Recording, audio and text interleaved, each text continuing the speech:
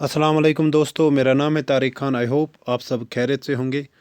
आज का जो हमारा टॉपिक है that is prime minister and union council of ministers. ये आज हम डिस्कस करेंगे और कुछ फैक्ट्स भी इस पे मार्क करेंगे। क्लियर। तो इससे पहले जो हमने टॉपिक पढ़ा था दैट वाज, एक तो हमने पार्लियामेंट इससे पहले कवर किया, उसके एमसीक्यूज किए।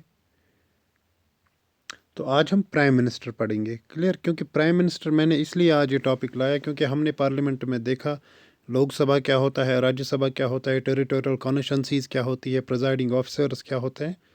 तो इसलिए अगर हम प्राइम मिनिस्टर इसी के साथ, इसी टॉपिक के साथ यानी पार्लियामेंट के बाद ही ख़त्म करेंगे तो यहाँ पे आपको चीज़ें अच्छे से समझ आ जाएंगी। क्लियर। तो चलिए स्टार्ट करते हैं।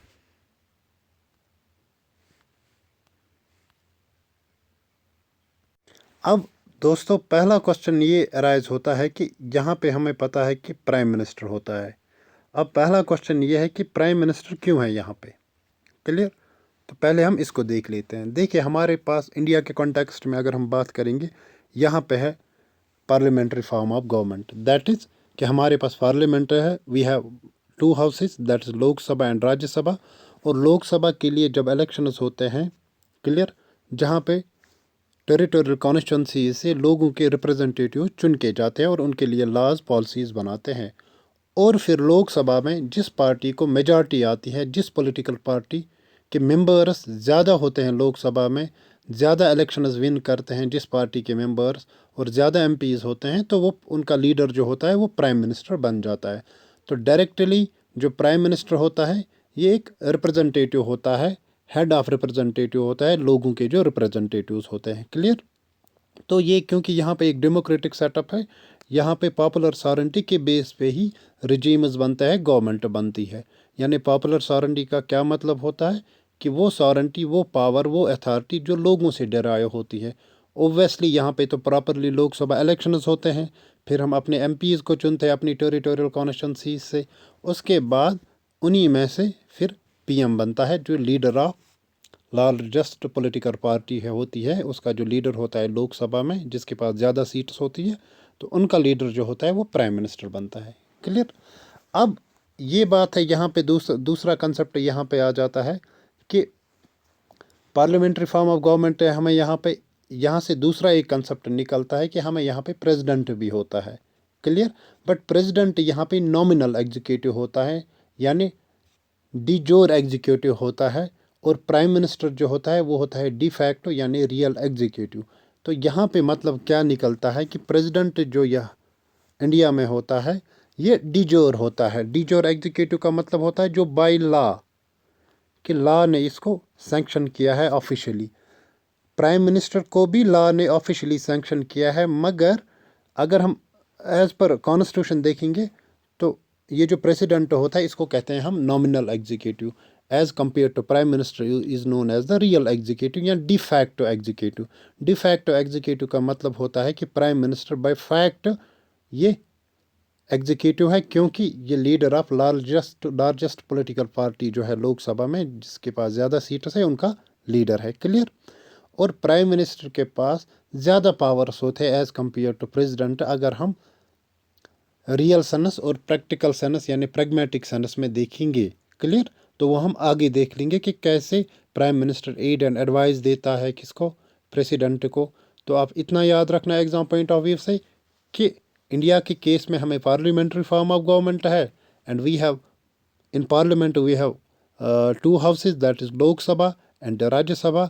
और लोकसभा के जो इलेक्शंस होते हैं टेरिटोरियल कॉन्स्टिट्यूंसीज से एमपी चुन के आते हैं। क्लियर। और जिस पॉलिटिकल पार्टी को सबसे ज़्यादा एमपीज होते हैं उनका जो लीडर होता है वो बनता है prime minister of India. Clear. और प्रेसिडेंट जो होता है ये डिजोर एग्जीक्यूटिव होता है, ये नॉमिनल एग्जीक्यूटिव होता है। क्लियर।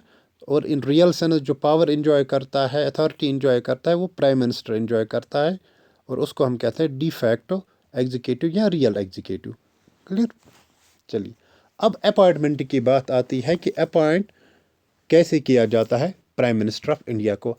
अब यहाँ पे देखिए, यहाँ पे आर्टिकल 75 और 74 जो है दोस्तों, 74 और 75, यही दो आर्टिकल जो है इन्हीं related prime minister of India और काउंसिल ऑफ मिनिस्टर जो है, इनके रिलेटेड जो भी फैक्ट्स है, जो भी इंफॉर्मेशन है, वो इन 2 आर्टिकल्स में मेंशन है। यही 2 आर्टिकल्स आपको याद रखने हैं, तो पूरा ये जो प्राइम मिनिस्टर और यूनियन काउंसिल ऑफ मिनिस्टर्स है, तो ये आपका कवर अप हो जाएगा और एग्जाम में आपके क्वेश्चंस भी इससे निकल सकते हैं। क्लियर। अब यहाँ पे जब हम अपॉइंटमेंट ऑफ प्राइम मिनिस्टर की बात करते हैं, एक चीज़ है कि कॉन्स्टिट्यूशन ने कोई स्पेसिफिक प्रोसीजर नहीं दिया गया है कि सिलेक्शन कैसी होनी चाहिए एक प्राइम मिनिस्टर की, या अपॉइंटमेंट कौन करेगा प्राइम मिनिस्टर की, या किसको हम चुनेंगे prime minister. But article 75 Indian constitution में जो है, वो सिंपली कहता है, जो उसका सब्जेक्ट मैटर है आर्टिकल 75 का, कि प्राइम मिनिस्टर जो है इसको अपॉइंट करेगा प्रेसिडेंट ऑफ इंडिया। क्लियर। मैंने कहा कि in constitution there is not any specific procedure for the selection of the appointment of the prime minister of India. But हमारे पास आर्टिकल 75 है, जो कहता है, जिसका सब्जेक्ट मैटर है कि प्राइम मिनिस्टर को अपॉइंट सिर्फ प्रेसिडेंट कर सकता है। क्लियर। बट इसका मतलब ये भी नहीं कि प्रेसिडेंट अपनी मर्जी से किसी को भी, किसी टॉम डिक एंड हैरी को अपॉइंट करेगा as a prime minister of India, या इसका मतलब ये भी नहीं कि प्रेसिडेंट फ्री है, वो किसी बंदे को भी अपनी मर्जी से अपॉइंट करेगा प्राइम मिनिस्टर। ऐसा कुछ भी नहीं है, बल्कि यहाँ पे जो है प्रेसिडेंट को अपॉइंट करना पड़ता है प्राइम मिनिस्टर, जो लीडर ऑफ मेजॉरिटी पार्टी हो लोकसभा में। यानी जो लोकसभा में मेंबर्स होते हैं, एमपीज होते हैं, जो चुन के जाते हैं फ्रॉम टेरिटोरियल कॉन्स्टिट्यूंसीज, उनके लिए बाकायदा इलेक्शंस होते हैं। और जो एमपीज लोकसभा में जाते हैं, जो मेजॉरिटी होगी जिस पॉलिटिकल पार्टी की, और जो उनका लीडर होगा लोकसभा में, उसको प्राइम मिनिस्टर चुना जाता है। क्लियर। अब अगर कोई पार्टी क्लियर मेजॉरिटी एक्वायर नहीं करती, मतलब किसी को मेजॉरिटी नहीं है कहाँ पे, लोकसभा में, ठीक, तो उस केस में क्या होगा कि प्रेसिडेंट के पास एक डिस्क्रेशन पावर होता है कि ये सिलेक्ट कर सकता है किसी को भी प्राइम मिनिस्टर। बट उस केस में भी, उस सिचुएशन में भी, प्रेसिडेंट यूजुअली अपॉइंट करता है लीडर ऑफ लार्जेस्ट पार्टी को, जो कोalition में होती है। क्लियर। तो यहाँ पे आप इतना ही याद रखना, ये सारी चीज़ें मैंने यहाँ पे मेंशन की है। उसके बाद है ओथ। प्राइम मिनिस्टर का ओथ होता है, जिसमें प्राइम मिनिस्टर जो है वो ही takes the oath of his office and secrecy. अपने ओथ में प्राइम मिनिस्टर, जब एक प्राइम मिनिस्टर चुना जाता है, जब इलेक्शंस हो गए, उसके बाद leader of largest political party या leader of largest party in coalition government, उसके बाद क्या होता है कि उसके बाद उसका ओथ होता है, और ओथ जो होता है वो एडमिनिस्टर करता है प्रेसिडेंट ऑफ इंडिया। और इस ओथ में प्राइम मिनिस्टर यूजुअली क्या कहता है कि to bear faith and allegiance में करूँगा कॉन्स्टिट्यूशन ऑफ इंडिया के साथ, अपहोल्ड करूँगा sovereignty and integrity of India, या फेथफुल रहूँगा अपनी ड्यूटीज़ के, जो मुझे अपनी ड्यूटीज़ डिस्चार्ज करनी है, या राइट मैनर में लोगों को गवर्न करूँगा इन accordance with the constitution of India, without fear और फेवर, अफेक्शन और इल विल। तो ये सारी जो कस्में प्राइम मिनिस्टर खाता है, जिसको हम ओथ कहते हैं, तो वो यूजुअली प्रेसिडेंट जो है वही एडमिनिस्टर करता है। क्लियर। उसके बाद है दोस्तों कि टर्म क्या होती है किसकी, प्राइम मिनिस्टर की। देखिए, एज सच ये जो टर्म है, ये तो फिक्स नहीं है हमारे यहाँ पे कॉन्स्टिट्यूशन में, मतलब प्राइम मिनिस्टर की कोई फिक्स्ड टर्म नहीं होती है, बट ये इंजॉय करता है ऑफिस तब तक जब तक ये इंजॉय करेगा सपोर्ट लोकसभा में, ठीक। और फिर क्या होता है, प्रेसिडेंट इसको डिसमिस भी करेगा जब प्रेसिडेंट को लगेगा कि अब इस प्राइम मिनिस्टर ने या काउंसिल ऑफ मिनिस्टर्स ने, they have लूज्ड the confidence in the Lok Sabha. जो मैंने आपको नो कॉन्फिडेंस मोशन पढ़ाया था पार्लियामेंट में, मैंने कहा था कि जब भी एमपीज को लगे कि जब वो नो कॉन्फिडेंस मोशन पास करते हैं against council of ministers including prime minister, कि अब हमें इन काउंसिल ऑफ मिनिस्टर्स पे कोई भरोसा नहीं है, कोई कॉन्फिडेंस नहीं रहा है, तो उस टाइम पे प्रेसिडेंट इनको डिसमिस कर सकता है। क्लियर। तो उस टाइम पे इस गवर्नमेंट को रिज़ाइन करना पड़ता है। क्लियर। तो यूजुअली हम देखते हैं कि 5 साल के बाद इलेक्शंस होते हैं, तो इन नॉर्मल टाइम जो होता है वो होता है 5 साल, उसके बाद नए इलेक्शंस होते हैं। बट उससे पहले अगर ऐसी कोई सिचुएशन क्रिएट हुई जहाँ पे लोकसभा ने नो कॉन्फिडेंस मोशन पास की और फिर गवर्नमेंट को रिमूव किया, तो ये भी हो सकता है इस केस में। तो उस केस में 5 साल से पहले ही उनको रिमूव किया जा सकता है, and at that time president उनको कहेगा कि रिज़ाइन कर लो। उसके बाद है दोस्तों पावर्स ऑफ प्राइम मिनिस्टर क्या होते हैं। देखिए, यूजुअली जो प्राइम मिनिस्टर होता है इसको हम कहते हैं हेड ऑफ गवर्नमेंट और प्रेसिडेंट को कहते हैं head of the state. Prime minister जब ये यूजुअली क्या करता है, ये रिकमेंड करता है किनको, एमपीज को, पर्सनस को एज अ मिनिस्टर्स अपॉइंटमेंट के लिए कि किसको मिनिस्टर बनना है, कौन मिनिस्टर बनेगा और किसको हम क्या पोर्टफोलियो देंगे, किसको क्या डिपार्टमेंट देंगे। और फिर ये प्रेसिडेंट को ये रिकमेंड करता है कि फ़लाना फिस्ताना डिमकाना जो है इसको आप ये मिनिस्टर बना, इसको ये पोर्टफोलियो दे दो। और ये रिकमेंड करता है पर्सनस को who can be appointed as a ministers, किसको करता है रिकमेंड, प्रेसिडेंट को। फिर प्रेसिडेंट उनको अपॉइंट करता है। तो आप ये बात याद रखना कि यहाँ पे पावर ऑफ प्राइम मिनिस्टर क्या है, he recommends person who can be appointed as ministers. ये रिकमेंड करता है, लेकिन प्रेसिडेंट फिर उनको अपॉइंट करता है। और ये एलोकेट करता है, रिशफल करता है, जो पोर्टफोलियोज इनमें होते हैं मिनिस्टर्स में डिफरेंट डिपार्टमेंट्स के, उनको एलोकेट करेगा। किसी को एक डिपार्टमेंट देगा, दूसरे को दूसरा, किसी को चेंज करेगा। तो ये सारी चीज़ें जो है ये कौन करता है, ये प्राइम मिनिस्टर करता है। तो सबसे जो मेन पावर है वो यही है। अगर फिर प्राइम मिनिस्टर ने कभी रिजाइन किया तो उससे क्या होगा, पूरा काउंसिल ऑफ मिनिस्टर जो है वो ताश के पत्तों की तरह गिर जाएगा। He is the principal channel of communication between president and council of ministers. मतलब प्रेसिडेंट और काउंसिल ऑफ मिनिस्टर्स के बीच में जो भी कन्वर्जेशंस होते हैं, डिसीजंस होते हैं, उसमें जो इंटरमीडिएटर होता है, दैट इज़, या प्रिंसिपल चैनल जो होती है, या प्रिंसिपल ब्रिज जो होता है, वो होता है prime minister of India. Clear? To communicate to the president all the decisions of the council of ministers relating to administration के रिलेटेड, या जो भी लेजिस्लेशन रिलेटेड जो भी डिस्कशंस होते हैं between the council of ministers and president of India. और उसका प्रिंसिपल चैनल कौन होता है, एक ब्रिज कौन होता है, एक इंटरमीडिएटरी कौन होता है, that is prime minister of India. और प्राइम मिनिस्टर ऑफ इंडिया को हम क्या कहते हैं, he is the head of the government as well as he is the leader of the lower house. और ये लीडर होता है लोकसभा का, जिसको हम लोअर हाउस भी कहते हैं। और ये चेयरमैन होता है नीति आयोग का। क्लियर?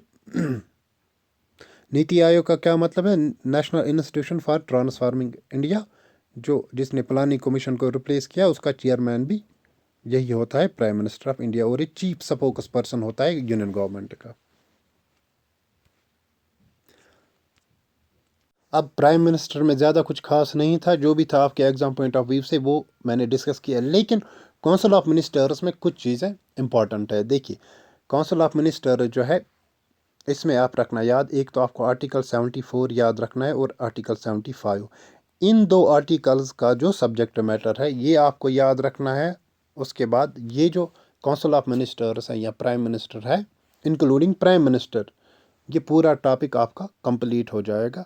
क्लियर? तो आप सिर्फ याद रखो आर्टिकल 74 और 75 का सब्जेक्ट मैटर क्या है, जो हम डिस्कस अभी करेंगे। उसके बाद जो प्राइम मिनिस्टर है या काउंसिल ऑफ मिनिस्टर्स है वो खुद ब खुद आपको याद रहेगा, क्योंकि इन्हीं ये जो दो आर्टिकल्स हैं इन्हीं के सब्जेक्ट मैटर में प्रॉपर डिटेल मेंशन की गई है। ठीक? देखिए दोस्तों, कॉन्स्टिट्यूशन ऑफ इंडिया ने parliamentary system of government provide किया है इंडिया में। ठीक? कि काउंसिल ऑफ मिनिस्टर्स हमारे पास है, जिनका हेड होता है प्राइम मिनिस्टर ऑफ इंडिया। और प्राइम मिनिस्टर क्या होता है, रियल एग्जीक्यूटिव अथॉरिटी होती है हमारे पॉलिटिकल सिस्टम में, यहाँ के पॉलिटिकल एडमिनिस्ट्रेटिव सिस्टम में। ठीक? उसके बाद जो principles of parliamentary system of government है, ये डिटेल्ड नहीं है हमारे इंडियन कॉन्स्टिट्यूशन में मेंशन। ये बात याद रखना, क्योंकि हमारे पास जो पार्लियामेंट्री फॉर्म ऑफ गवर्नमेंट है ये डिटेल्ड मेंशन नहीं है हमारे इंडियन कॉन्स्टिट्यूशन में। बट दो आर्टिकल्स है सॉरी, दो आर्टिकल्स है जो डील करते हैं इसके साथ। एक तो है आर्टिकल 74 और आर्टिकल 75, जो मैंने आपको अभी कहा। आर्टिकल 74 जो ये वाला है, ये डील करता है कि स्टेटस क्या है काउंसिल ऑफ मिनिस्टर्स का। क्लियर? ये हम आगे डिटेल में पढ़ेंगे कि क्या क्या इसमें चीज़ें आती है। फिलहाल आप इतना याद रखो कि article 74 deals with the status of council of ministers and article 75 deals with the appointment, tenure क्या होगी, रिस्पॉन्सिबिलिटी क्या होगी, क्वालिफिकेशन क्या होगी, ओथ कौन करेगा, सैलरी वगैरह जो भी है इन मिनिस्टर्स की, वो आर्टिकल 75 कहेगा। क्लियर? अब यहाँ पे हम देखते हैं। देखिए, आर्टिकल 74 जो है इसका सब्जेक्ट मैटर क्या है, ये कहता है देयर शुड, आर्टिकल 74 क्लियरली हमें बताता है कि काउंसिल ऑफ मिनिस्टर जो है to aid and advise the president. जो काउंसिल ऑफ मिनिस्टर्स है इंक्लूडिंग प्राइम मिनिस्टर, जिनका हेड होता है prime minister, they should aid and advise the president of India. मतलब इनको एडवाइस देनी है, एड देना है किसको? प्रेसिडेंट ऑफ इंडिया को, ताकि जो फंक्शन है इंडिया के पॉलिटिकल सिस्टम की वो एक अच्छे तरीके से हो। क्लियर? लेकिन the president may acquire the council of ministers to reconsider such advice and act in accordance with the advice tender after such reconsideration. ठीक, तो प्रेसिडेंट को जो एडवाइस देते हैं कौन? काउंसिल ऑफ मिनिस्टर्स, उन जिनका हेड प्राइम मिनिस्टर होता है। उस टाइम पे प्रेसिडेंट उनको ये भी कह सकता है कि आप इस एडवाइस को, या जो आपने मुझे ओपिनियन दिया है किसी डिसीजन के रिलेटेड, ये आप रिकंसिडर कर लो। और ये जो एडवाइस या ओपिनियन या ये जो डिस्कशन दिया जाता है किसको? प्रेसिडेंट ऑफ इंडिया को। कौन देता है? मिनिस्टर्स देता है, जिनका हेड होता है प्राइम मिनिस्टर ऑफ इंडिया। और किसको देता है? ये प्रेसिडेंट को। ये किसी भी कोर्ट में इसको इंक्वायरी नहीं हो सकती। इस एडवाइस की, इस ओपिनियन की, इस डिस्कशन की इंक्वायरी किसी भी कोर्ट में नहीं होगी। ये बात याद रखना। ये बात याद रखना दोस्तों। एग्ज़ाम पॉइंट ऑफ व्यू से आप यहाँ पे याद क्या रखोगे? आप याद रखना ये कि वहाँ पे क्वेश्चन में आ सकता है कि in which article it's mentioned that the council of ministers should give the aid and advice to the president of India. तो ये आर्टिकल 74 में है।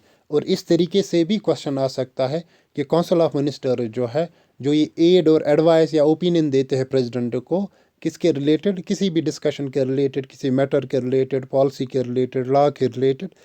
ये एडवाइस क्या इंक्वायरी, इस एडवाइस की इंक्वायरी किसी कोर्ट में की जा सकती है? क्लियर?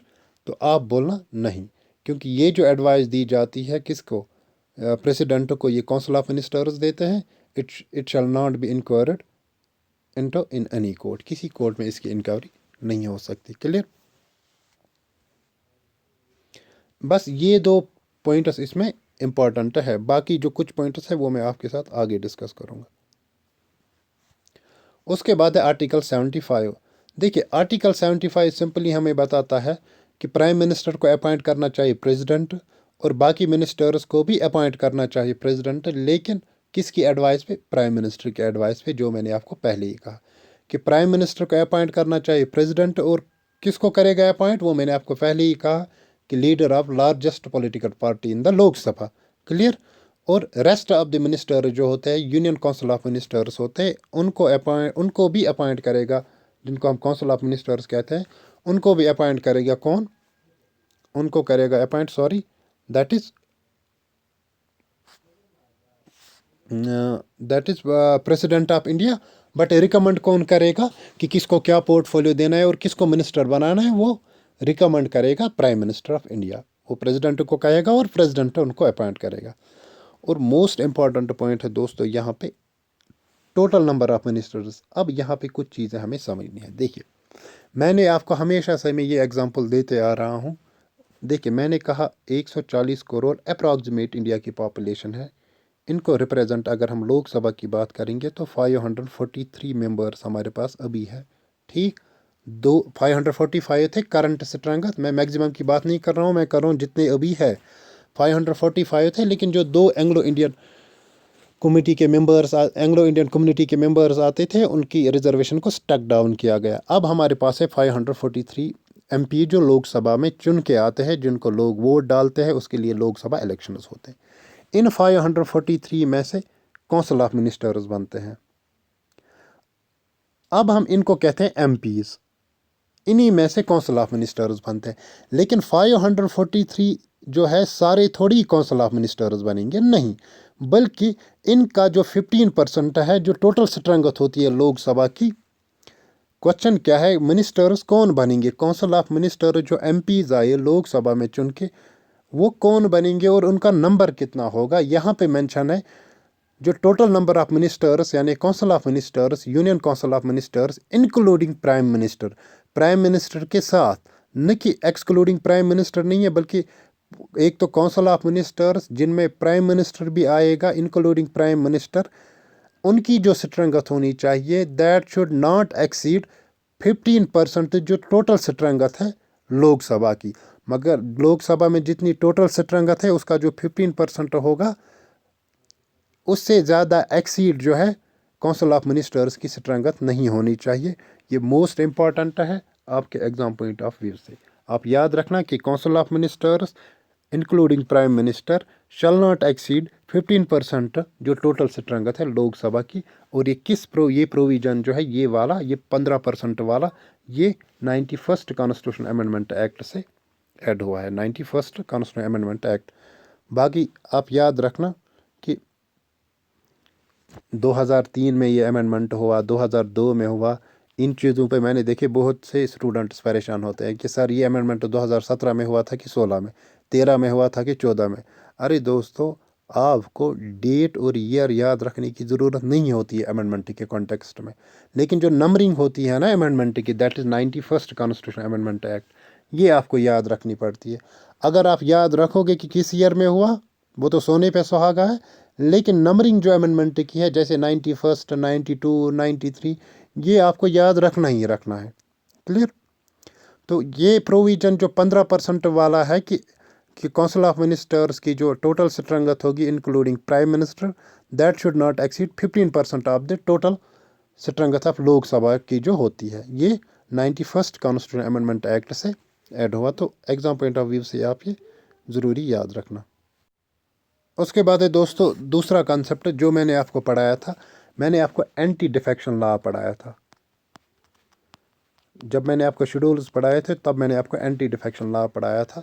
और वहाँ पे मैंने क्या कहा था कि जब भी एक मेंबर ऑफ पार्लियामेंट को डिस्क्वालीफाई किया जाएगा on the grounds of defection, और ये डिफेक्शन क्या होता है इसके लिए मैंने अलग से लेक्चर लिया है, उसको देख लो अच्छे से। ठीक, जब मैंने शेड्यूल्स ऑफ इंडियन कॉन्स्टिट्यूशन पढ़ाए थे, मैंने कहा था कि डिस्क्वालीफाई जब किया जाता है एक मेंबर ऑफ पार्लियामेंट को on the grounds of defection, clear, तो उसको डिस्क्वालीफाई किया जाएगा। और यहाँ पे आप याद रखना कि जब एक मेंबर ऑफ पार्लियामेंट को डिस्क्वालीफाई किया जाता है on the grounds of defection, ठीक, अगर वो मिनिस्टर है तो वो डिस्क्वालीफाई हो जाएगा उस मिनिस्ट्री के पोर्टफोलियो से भी। तो आप यहाँ पे इतना याद रखना कि the member of either house of parliament जो होता है किसी भी पॉलिटिकल पार्टी से बिलोंग करता है, अगर वो जब वो एमपी है यानी मेंबर ऑफ पार्लियामेंट है, जब वो डिस्क्वालीफाई होता है on the grounds of defection, और डिफेक्शन क्या है इसके लिए मैंने अलग लेक्चर लिया है। ठीक, अगर वो डिफेक्शन के ग्राउंड्स पे डिस्क्वालीफाई किया गया तो एट द सेम टाइम अगर वो मिनिस्टर है तो उसको मिनिस्ट्री के उस पोस्ट से, उस पोर्टफोलियो से भी डिस्क्वालीफाई किया जाएगा। और ये वाला प्रोविजन जो है ये भी 91st कॉन्स्टिट्यूशन अमेंडमेंट एक्ट ने ऐड किया। ठीक,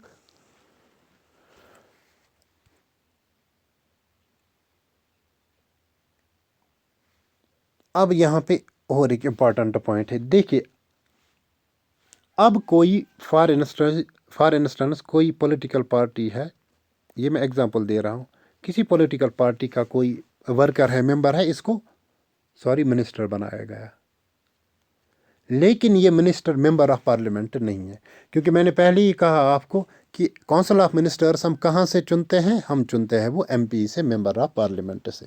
क्लियर?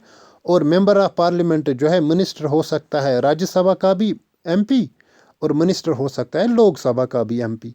मतलब वो एक मेंबर ऑफ पार्लियामेंट होना चाहिए, चाहे वो लोकसभा का मेंबर हो, चाहे वो राज्यसभा का मेंबर हो। क्लियर? यहाँ पे ये कन्फ्यूजन दूर करना, मैंने ये कहा कि जब भी काउंसिल ऑफ मिनिस्टर्स को बनाया जाता है, काउंसिल ऑफ मिनिस्टर्स को चुना जाता है, एक चीज़ का ध्यान रहे कि आप ये नहीं समझना कि जो लोकसभा के मेंबर्स होते हैं, मेंबर ऑफ पार्लियामेंट होते हैं, जिनको हम वोट डालते हैं, जो चुन के आते हैं एक प्रॉपर इलेक्शन से, डायरेक्ट इलेक्शन उनके लिए होता है, क्या उन्हीं के मेंबर्स लोकसभा के एमपीज ही सिर्फ मिनिस्टर नहीं बन सकते, बल्कि अगर राज्यसभा का भी कोई एमपी है वो भी मिनिस्टर बन सकता है। ये बात याद रखना।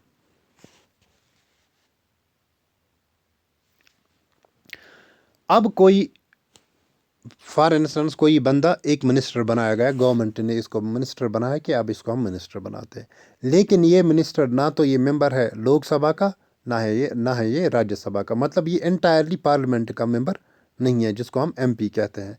ये ईदर हाउस ना ये लोकसभा का मेंबर है, ना ये राज्यसभा का मेंबर है।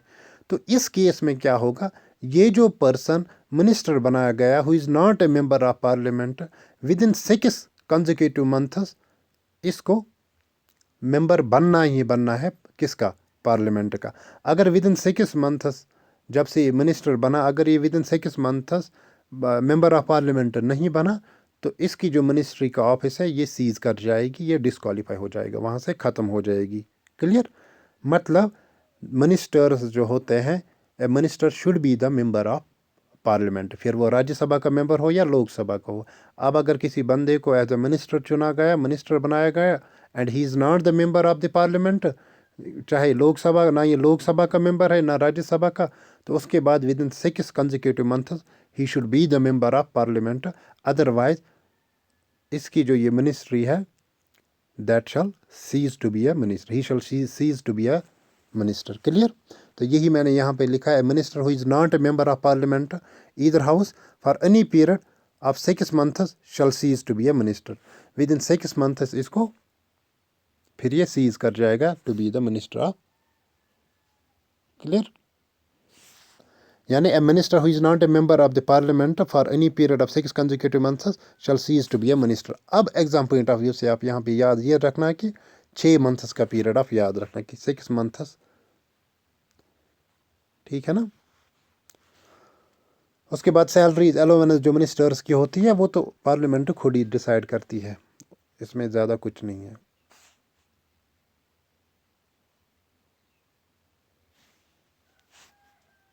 अब यहाँ पे है कि ओथ सैलरी वगैरह जो मिनिस्टर की है, ओथ जो है वो तो प्रेसिडेंट ही एडमिनिस्टर करता है, यहाँ पे कुछ ज़्यादा नहीं है। अब है दोस्तों कंसेप्ट है कलेक्टिव रिस्पॉन्सिबिलिटी का। ये जो कंसेप्ट ऑफ कलेक्टिव रिस्पॉन्सिबिलिटी है ये मैंने आपके साथ अच्छे से डिस्कस किया था उस टाइम पे जब मैंने आपको नो कॉन्फिडेंस मोशन पढ़ाया था। क्लियर? अब इसको यहाँ पे फिर से देख लेते हैं।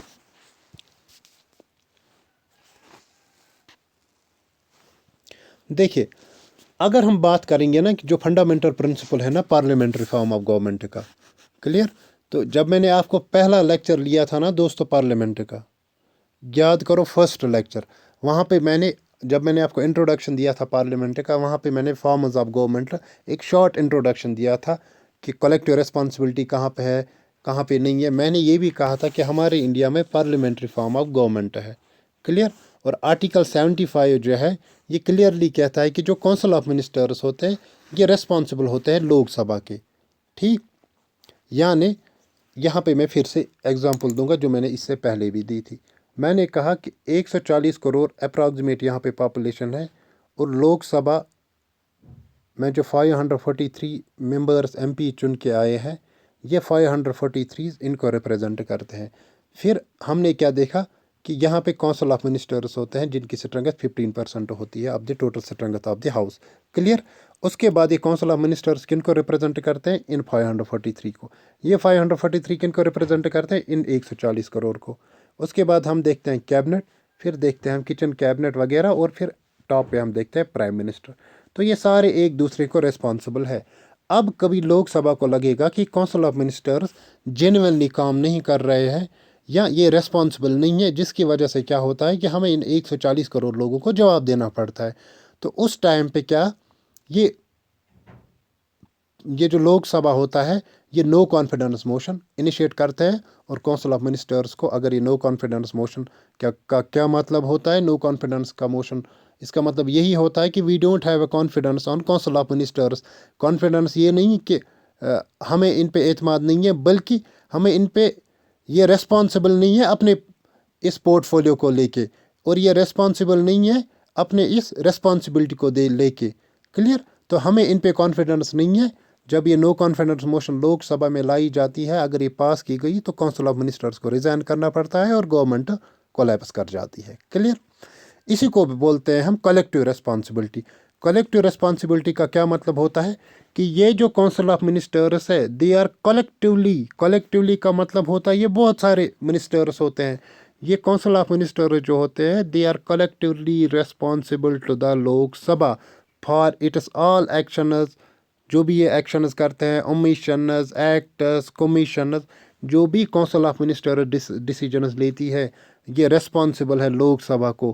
कि लोकसभा को अगर लगा कि नहीं इनकी पॉलिसीज़ गलत है, कुछ भी है, तो ये लोकसभा क्या करेगी काम? ये लोगों को रिप्रेजेंट करती है, और यानी ये लोकसभा यानी लोग ही, यानी इन लोगों के रिप्रेजेंटेटिव्स ये लोकसभा इस काउंसिल ऑफ मिनिस्टर्स को रिमूव कर सकती है इनको रिज़ाइन करने पे मजबूर कर सकती है, इनकी गवर्नमेंट को कोलैप्स कर सकती है अगर ये नो कॉन्फिडेंस मोशन पास करे। तो इसीलिए कहा जाता है the bedrock of parliamentary form of government is concept of collective responsibility. Collective responsibility क्या होती है कि ये council of ministers they are collectively responsible to the Lok Sabha in particular and parliament in general. Clear. और जब इनको लगता है, जब भी लगेगा इन लोकसभा को कि ये सही से काम नहीं करते हैं, नो कॉन्फिडेंस मोशन लाई, फिर ये कहते हैं हम तो डूबे हैं सनम, तुम्हें भी ले डूबेंगे, और पूरी गवर्नमेंट कोलैप्स कर जाती है। तो यही है सारा कंसेप्ट। ये मैंने यहाँ पे सारा लिखा है, एक फटाफट रीडिंग इसको मार लेते हैं इस टेक्स्ट को। The fundamental principle of underlying the working of the parliamentary system of government is collective responsibility, जो आर्टिकल 75 में है, जो क्लियरली कहता है कि काउंसिल ऑफ मिनिस्टर जो है ये कलेक्टिवली रिस्पॉन्सिबल है लोकसभा को। इसका मतलब that all the ministers own joint responsibility to the Lok Sabha for all their acts, commissions, और they work as a team and swim और सिंक टुगेदर। ये डूबते भी है इकट्ठे और स्विम भी करते हैं, जो मैंने आपको अभी कहा, हम तो डूबे हैं सनम, तुम्हें भी ले डूबेंगे। When the Lok Sabha passes no confidence motion against the Council of Ministers, all the ministers have to resign, including those ministers who are from राज्य सभा। क्लियर। अब यहाँ पे मैंने कहा था कि मिनिस्टर सिर्फ लोकसभा से नहीं हो सकता, वो राज्यसभा से भी हो सकता है। अब जब नो कॉन्फिडेंस मोशन लाई गई, ये एंटायर काउंसिल ऑफ मिनिस्टर्स के खिलाफ लाई जाती है, और जो मिनिस्टर्स राज्यसभा से बने हैं, यानी वो एमपी जो राज्यसभा का मेंबर ऑफ पार्लियामेंट था, जो राज्यसभा का मेंबर था, फिर उसको मिनिस्टर बनाया गया, उसको भी रिज़ाइन करना पड़ता है। Clear. Alternately the council of ministers can advise the president to dissolve the Lok Sabha on the grounds of that the house does not represent the views of electorate. Electorate कौन होते हैं? जिन लोगों ने वोट डाला है। क्लियर। यानी हम लोग faithfully and call for fresh elections. फिर उसके बाद होते हैं जब गवर्नमेंट कोलैप्स कर जाती है। क्लियर। अभी तक दोस्तों हमने सुना, मैंने कहा आपसे, आपके जहन में भी अब बैठ गया होगा, क्योंकि अभी तक मैंने इस नो कॉन्फिडेंस मोशन को, कलेक्टिव रिस्पॉन्सिबिलिटी को, इसको मैंने नंबर ऑफ टाइम्स आपके साथ डिस्कस किया है। क्लियर। मैंने जब पार्लियामेंट पढ़ाया, मैंने वहाँ पे नो कॉन्फिडेंस मोशन पढ़ाया, तो मैंने वहाँ पे ये डिस्कस किया। इससे पहले भी मैंने डिस्कस किया, मैंने कलेक्टिव रिस्पॉन्सिबिलिटी आज पढ़ाया, तो यहाँ पे भी ये फिर से डिस्कस हुआ। और ये आर्टिकल 75 में आता है, ये कलेक्टिव रिस्पॉन्सिबिलिटी, इसको याद रखना।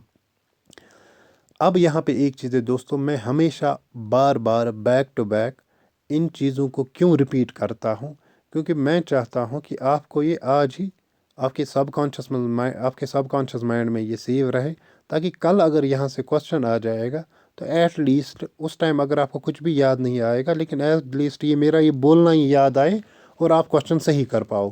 क्लियर। क्योंकि at the end of the day what matters कि आप वहाँ पे कितने ऑब्जेक्टिव्स अपने एग्ज़ाम में सही करके आते हो। फिर आपको मेरी ये बातें याद आए, फिर आपको ये आर्टिकल 75 याद आए, फिर आपको जो मैं MCQs कराऊंगा वहाँ से क्वेश्चन आए, कुछ भी कहीं से आपका सिर्फ पेपर सही होना चाहिए, जो हमारा फाइनल एंड है यहाँ पे। क्लियर।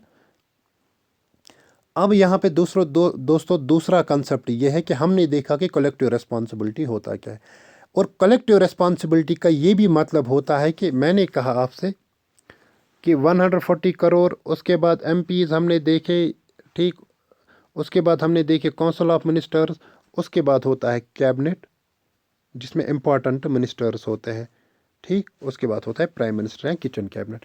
अब कैबिनेट जिसमें इम्पॉर्टेंट मिनिस्टर्स होते हैं, जैसे डिफेंस होता है, फाइनेंस होता है, ठीक, ये जो कैबिनेट होता है, कलेक्टिव रिस्पॉन्सिबिलिटी का मतलब ये भी है कि कैबिनेट जो भी डिसाइड करेगा, जो रेस्ट ऑफ द मिनिस्टर्स है उनको कैबिनेट का डिसीजन मानना ही मानना पड़ता है। यानी कैबिनेट जो भी डिसीजन लेगा, जो रेस्ट ऑफ द मिनिस्टर्स होते हैं काउंसिल ऑफ मिनिस्टर्स में, उनके ऊपर ये बाइंडिंग होता है, उनको ये डिसीजन मानना ही मानना पड़ता है। और ये ड्यूटी होती है हर एक मिनिस्टर्स की कि जो भी कैबिनेट डिसीजन लेगा, क्लियर, उस डिसीजन को कैबिनेट के डिसीजन को इस मिनिस्टर को या काउंसिल ऑफ मिनिस्टर्स को एक तो सपोर्ट करना है विद इन और आउटसाइड द पार्लियामेंट। यानी मैंने कहा कि हमारे पास होता है काउंसिल ऑफ मिनिस्टर्स, उसके बाद हमारे पास है कैबिनेट। कि कैबिनेट जो भी डिसीजन लेगा जिसमें इंपॉर्टेंट मिनिस्टर्स होते हैं, ये जो काउंसिल ऑफ मिनिस्टर्स होते हैं, इनको कैबिनेट के डिसीजन को अपहोल्ड करना है, सपोर्ट करना है, पार्लियामेंट के अंदर भी और पार्लियामेंट के बाहर भी।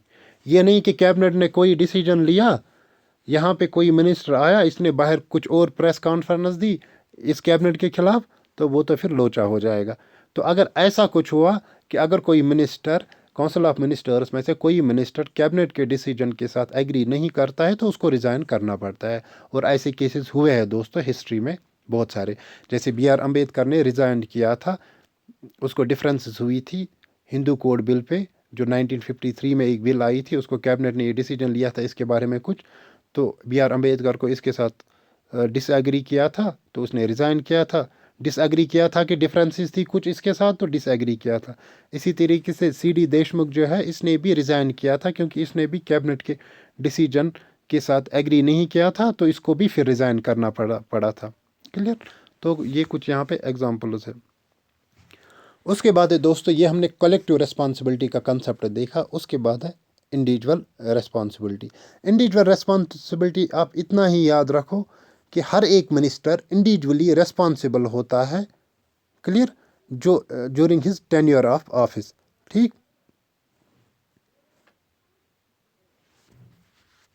फॉर इंस्टेंस एक मिनिस्टर है काउंसिल ऑफ मिनिस्टर में, मिनिस्टर ए को कोई पोर्टफोलियो दिया गया है, इसको एजुकेशन का मिनिस्टर बनाया गया। ठीक। अब एजुकेशन रिलेटेड जो भी पॉलिसीज़ बनेंगी वो तो इसी मिनिस्टर के हाथ में है ना, लेकिन ये रेस्पॉन्सिबल है उन पॉलिसीज़ को। अब अगर कभी प्राइम मिनिस्टर ऑफ इंडिया को लगा दैट ये बंदा सही से रेस्पॉन्सिबिलिटी नहीं निभा रहा है, या ये इस पोर्टफोलियो के लिए सही नहीं है, या ये अपनी ड्यूटीज़ जो है, अपनी परफॉर्मेंस जो है सही से नहीं दिखा रहा है, या डिससेटिस्फाई हुआ प्राइम मिनिस्टर किसके साथ, इस मिनिस्टर के साथ, उस टाइम पे प्रेसिडेंट ने क्या करेगा, प्रेसिडेंट इस मिनिस्टर को रिमूव कर सकता है on the advice of prime minister, simply. तो हर मिनिस्टर की एक इंडिविजुअल रिस्पॉन्सिबिलिटी भी होती है। क्लियर?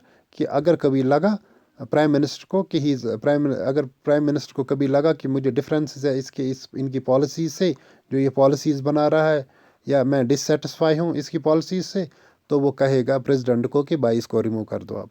क्लियर? तो उस टाइम पे उस मिनिस्टर को अलग से रिमूव करना, रिज़ाइन करना पड़ता है। क्लियर? और वो डिसमिस किया जाता है। तो वो इंडिविजुअल रिस्पॉन्सिबिलिटी होती है। दूसरा कंसेप्ट है दोस्तों लीगल रिस्पॉन्सिबिलिटी का। इंडिया क्या, हमने क्या देखे, यहाँ पे लीगल रिस्पॉन्सिबिलिटी नहीं होती। हमने देखा यहाँ पे कलेक्टिव रिस्पॉन्सिबिलिटी होती है इंडिया के केस में, यहाँ पे इंडिविजुअल रिस्पॉन्सिबिलिटी होती है एक मिनिस्टर को। बट यहाँ पे क्या है, यहाँ पे लीगल रिस्पॉन्सिबिलिटी नहीं है। अब ये लीगल रिस्पॉन्सिबिलिटी क्या भला है मिनिस्टर के केस में, क्योंकि हम काउंसिल ऑफ मिनिस्टर्स पढ़ रहे हैं, तो लीगल रिस्पॉन्सिबिलिटी भी ये जो है ये इन्हीं के केस में होगा। देखिए, अगर हम ब्रिटेन की बात करेंगे, ब्रिटेन में जो किंग होता है, क्वीन होती है, जिसको हम फाउंटेन ऑफ जस्टिस भी कहते हैं, वहाँ पे वो जो भी डिसीजन लेती है, जो भी वो फॉर इंस्टेंस डिसाइड करती है किसी पॉलिसी पे, या जो भी उसका डिसीजन होता है किंग का, तो उस टाइम पे क्या होगा, जो मिनिस्टर होते हैं वहाँ पे, वो उसके उस ऑर्डर को, उसकी उस एक्शन को काउंटर साइन करते हैं, यानी हम इसको अप्रूव करते हैं, मतलब हम अपहोल्ड करते हैं इस किंग के इस डिसीजन को। अब अगर वो डिसीजन किंग का फिर किसी लॉ की वायलेशन करता है, उस टाइम पे मिनिस्टर को पकड़ा जाता है और रिस्पॉन्सिबल ठहराया जाता है, और उसको फिर कोर्ट में लिया जाता है, और एज पर लॉ जो भी उसके लिए होगा पनिशमेंट वहाँ पे वो दिया जाता है। क्लियर? लेकिन और ये अब किंग को क्यों नहीं लिया जाता है वहाँ पे, अगर उसने किसी लॉ की वायलेशन की है, क्यों किंग को इसीलिए नहीं लिया जाता है ब्रिटेन में, क्योंकि ये एक कॉमन फ्रेज है वहाँ पे कि जो किंग है वो कभी गलत कर ही नहीं सकता, इसलिए जो काउंटर साइन इस पे किया है किसी मिनिस्टर ने, ये जिम्मेदार है इस वायलेशन ऑफ लॉ के लिए, इस पॉलिसी पे जो वायलेशन ऑफ लॉ हुआ है, इस पॉलिसी ने या इस एक्शन ने जो वायलेशन ऑफ लॉ किया है, जो किंग की एक्शन, जो किंग ने कोई डिसीजन लिया है, इस पे अगर काउंटर साइन मिनिस्टर ने किया है, इसने ये क्यों नहीं देखा कि क्या ये एक्शन वायलेशन ऑफ लॉ तो नहीं है, इसलिए वहाँ पे मिनिस्टर को ही जिम्मेदार ठहराया जाता है। लेकिन इंडिया के केस में ऐसा नहीं है। इंडिया के केस में क्या है, प्रेसिडेंट जो भी एक्शन लेता है किसी पब्लिक एक्ट के तहत, यहाँ पे किसी मिनिस्टर को उस पर साइन नहीं करना पड़ता है। एक बात ये, दूसरी बात, यहाँ पे जो भी एडवाइस मिनिस्टर देता है, काउंसिल ऑफ मिनिस्टर जिनका हेड प्राइम मिनिस्टर होता है, किसको देता है, प्रेसिडेंट ऑफ इंडिया को देता है। इसको किसी भी कोर्ट में इंक्वायरी उस एडवाइस की नहीं होगी। क्लियर। तो एग्जाम पॉइंट ऑफ व्यू से मैंने ये नो लीगल रिस्पॉन्सिबिलिटी क्यों लाया, इसलिए लाया क्योंकि अगर कभी क्वेश्चन में आता है क्या इंडिया में लीगल रिस्पॉन्सिबिलिटी है काउंसिल ऑफ मिनिस्टर्स को, नहीं, यहाँ पे लीगल रिस्पॉन्सिबिलिटी नहीं है। यह हमें ब्रिटेन में देखने को मिलती है। क्लियर। अब की पॉइंट्स है दोस्तों, यहाँ पे देखिए, काउंसिल ऑफ मिनिस्टर्स में यूजुअली 60 to 70 मिनिस्टर्स होते हैं, मतलब ये कैबिनेट से बड़ी होती है, इसमें कैबिनेट से ज़्यादा मिनिस्टर्स होते हैं। और कैबिनेट में होते हैं 50 to 20 मिनिस्टर्स, और इसमें इंपॉर्टेंट मिनिस्टर्स होते हैं। और जो टोटल नंबर ऑफ मिनिस्टर्स होते हैं इंक्लूडिंग प्राइम मिनिस्टर, वो हमने देखा कि 15% होता है। ये तो हमने अभी डिस्कस किया। क्लियर। अब दोस्तों आज के लिए इतना ही, इंशाल्लाह मिलते हैं नेक्स्ट लेक्चर में, और MCQs भी हम करेंगे आहिस्ता आहिस्ता। तब तक के लिए अपना ख्याल रखो, ध्यान रखो, टेक केयर।